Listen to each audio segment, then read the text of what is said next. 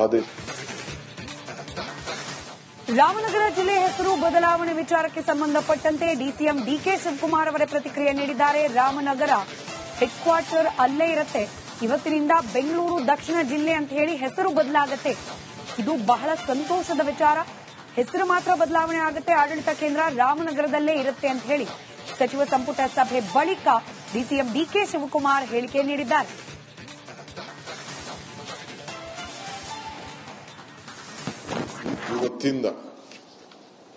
ಇವತ್ತಿಂದ ಬೆಂಗಳೂರು ರಾಮನಗರ ಜಿಲ್ಲೆ head quarters ರಾಮನಗರದಲ್ಲೇ ಇರ್ತದೆ. ಮೂಲ ಅದು ಬೆಂಗಳೂರು ಜಿಲ್ಲೆ ಆಗಿತ್ತು.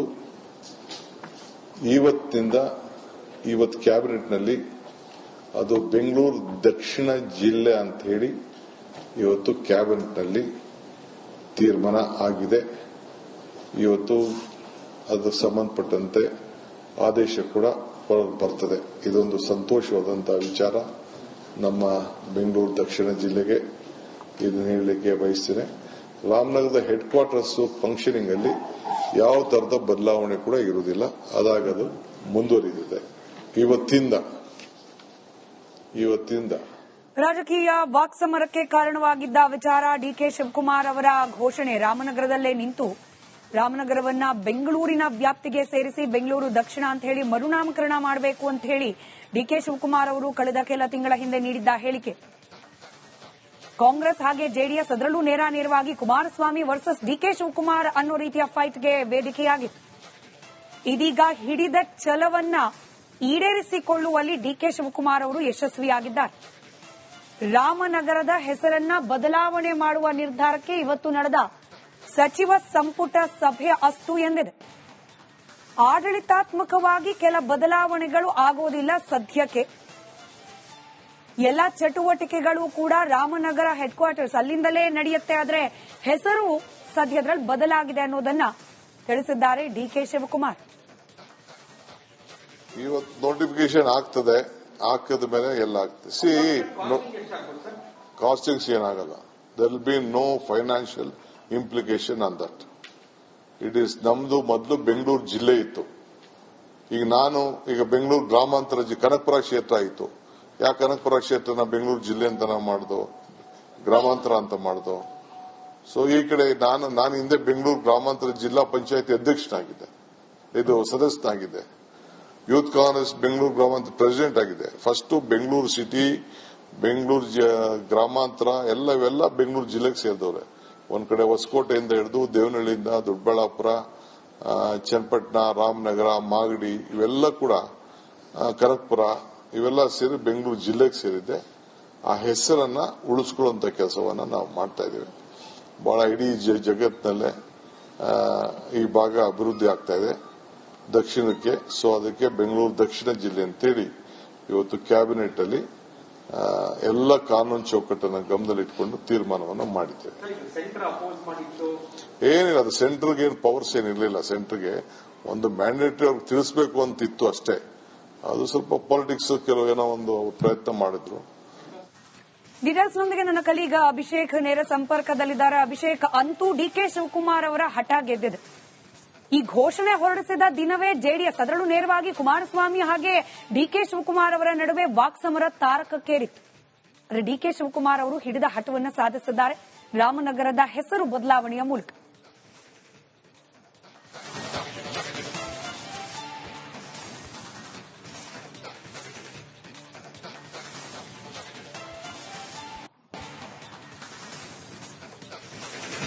ಖಂಡಿತ ಸ್ಮಿತಾ, ಈ ಸದ್ಯದ ಮಟ್ಟಿಗೆ ರಾಮನಗರ ಇನ್ನು ಮುಂದೆ ಬೆಂಗಳೂರು ದಕ್ಷಿಣ ಅಂತ ನಾಮಕರಣವಾಗುತ್ತೆ. ಇವತ್ತು ರಾತ್ರಿಯ ಒಳಗಡೆ ಒಂದು ನೋಟಿಫಿಕೇಶನ್ ಕೂಡ ಅಧಿಕೃತವಾಗಿ ಹೊರಬರುತ್ತೆ ಅಂತ ಡಿಸಿಎಂ ಡಿಕೆ ಶಿವಕುಮಾರ್ ಈಗ ಕ್ಯಾಬಿನೆಟ್ ನಂತರದ ಒಂದು ಪ್ರೆಸ್ ಬ್ರೀಫಿಂಗ್ ನಲ್ಲಿ ತಿಳಿಸಿರುವಂತದ್ದು ಮೊದಲನೇದಾಗಿ.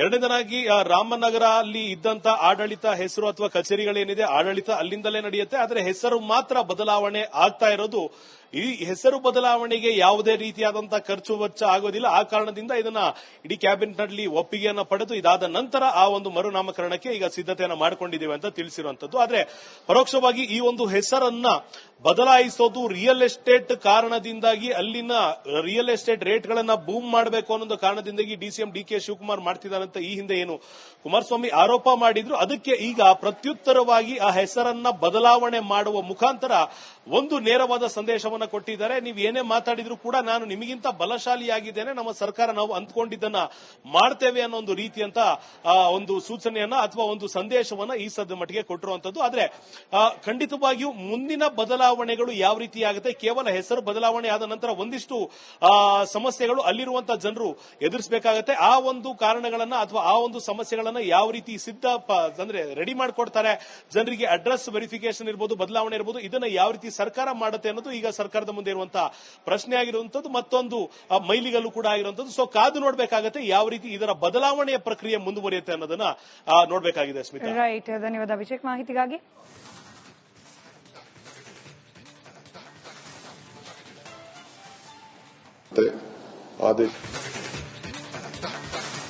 ರಾಮನಗರ ಜಿಲ್ಲೆ ಹೆಸರು ಬದಲಾವಣೆ ವಿಚಾರಕ್ಕೆ ಸಂಬಂಧಪಟ್ಟಂತೆ ಡಿಸಿಎಂ ಡಿಕೆ ಶಿವಕುಮಾರ್ ಅವರೇ ಪ್ರತಿಕ್ರಿಯೆ ನೀಡಿದ್ದಾರೆ. ರಾಮನಗರ ಹೆಡ್ ಕ್ವಾರ್ಟರ್ ಅಲ್ಲೇ ಇರುತ್ತೆ, ಇವತ್ತಿನಿಂದ ಬೆಂಗಳೂರು ದಕ್ಷಿಣ ಜಿಲ್ಲೆ ಅಂತ ಹೇಳಿ ಹೆಸರು ಬದಲಾಗುತ್ತೆ.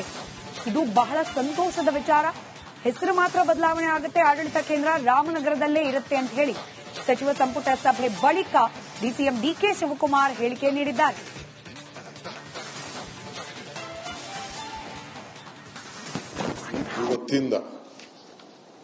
ಇವತ್ತಿಂದ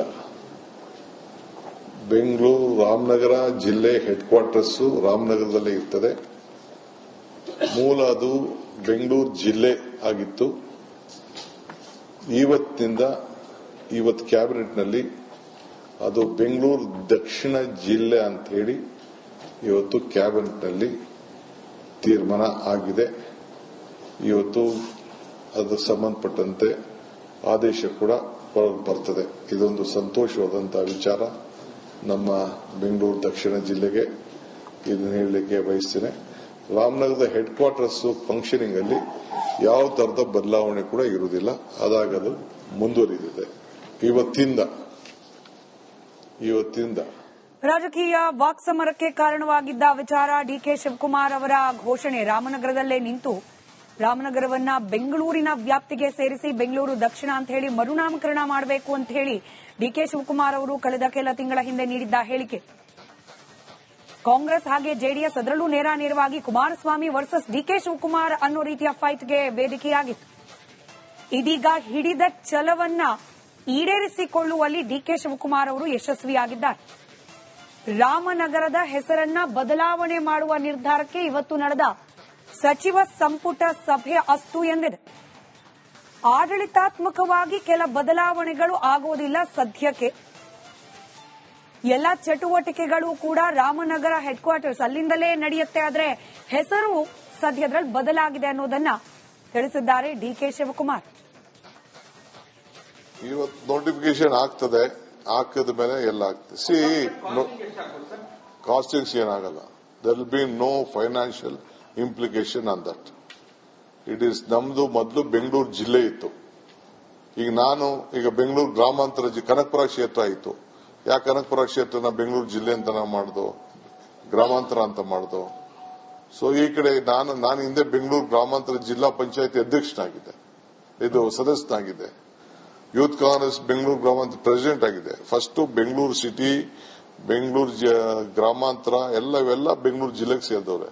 ಒಂದ್ ಕಡೆ ಹೊಸಕೋಟೆಯಿಂದ ಹಿಡಿದು ದೇವನಹಳ್ಳಿಯಿಂದ ದೊಡ್ಡಬಳ್ಳಾಪುರ, ಚನ್ನಪಟ್ಟಣ, ರಾಮನಗರ, ಮಾಗಡಿ ಇವೆಲ್ಲ ಕೂಡ ಕನಕಪುರ ಇವೆಲ್ಲ ಸೇರಿ ಬೆಂಗಳೂರು ಜಿಲ್ಲೆಗೆ ಸೇರಿದೆ. ಆ ಹೆಸರನ್ನ ಉಳಿಸ್ಕೊಳ್ಳುವಂತ ಕೆಲಸವನ್ನ ನಾವು ಮಾಡ್ತಾ ಇದ್ದೀವಿ. ಬಹಳ ಇಡೀ ಜಗತ್ತಿನಲ್ಲೇ ಈ ಭಾಗ ಅಭಿವೃದ್ಧಿ ಆಗ್ತಾ ಇದೆ ದಕ್ಷಿಣಕ್ಕೆ. ಸೊ ಅದಕ್ಕೆ ಬೆಂಗಳೂರು ದಕ್ಷಿಣ ಜಿಲ್ಲೆ ಅಂತೇಳಿ ಇವತ್ತು ಕ್ಯಾಬಿನೆಟ್ ಅಲ್ಲಿ ಎಲ್ಲ ಕಾನೂನು ಚೌಕಟ್ಟನ್ನು ಗಮನದಲ್ಲಿಟ್ಟುಕೊಂಡು ತೀರ್ಮಾನವನ್ನು ಮಾಡಿದ್ದೇವೆ. ಏನಿಲ್ಲ, ಅದು ಸೆಂಟರ್ಗೆ ಏನು ಪವರ್ಸ್ ಏನಿರಲಿಲ್ಲ. ಸೆಂಟರ್ಗೆ ಒಂದು ಮ್ಯಾಂಡೇಟರಿ ಅವ್ರಿಗೆ ತಿಳಿಸಬೇಕು ಅಂತಿತ್ತು ಅಷ್ಟೇ. ಅದು ಸ್ವಲ್ಪ ಪಾಲಿಟಿಕ್ಸ್ ಕೆಲವು ಏನೋ ಒಂದು ಪ್ರಯತ್ನ ಮಾಡಿದ್ರು. ಡೀಟೇಲ್ಸ್ ನೊಂದಿಗೆ ನನ್ನ ಕಲೀಗ ಅಭಿಷೇಕ್ ನೇರ ಸಂಪರ್ಕದಲ್ಲಿದ್ದಾರೆ. ಅಭಿಷೇಕ್, ಅಂತೂ ಡಿಕೆ ಶಿವಕುಮಾರ್ ಅವರ ಹಠ ಗೆದ್ದಿದೆ. ಈ ಘೋಷಣೆ ಹೊರಡಿಸಿದ ದಿನವೇ ಜೆಡಿಎಸ್, ಅದರಲ್ಲೂ ನೇರವಾಗಿ ಕುಮಾರಸ್ವಾಮಿ ಹಾಗೆ ಡಿಕೆ ಶಿವಕುಮಾರ್ ಅವರ ನಡುವೆ ವಾಕ್ಸಮರ ತಾರಕಕ್ಕೇರಿತ್ತು. ಆದರೆ ಡಿಕೆ ಶಿವಕುಮಾರ್ ಅವರು ಹಿಡಿದ ಹಠವನ್ನು ಸಾಧಿಸಿದ್ದಾರೆ ರಾಮನಗರದ ಹೆಸರು ಬದಲಾವಣೆಯ ಮೂಲಕ.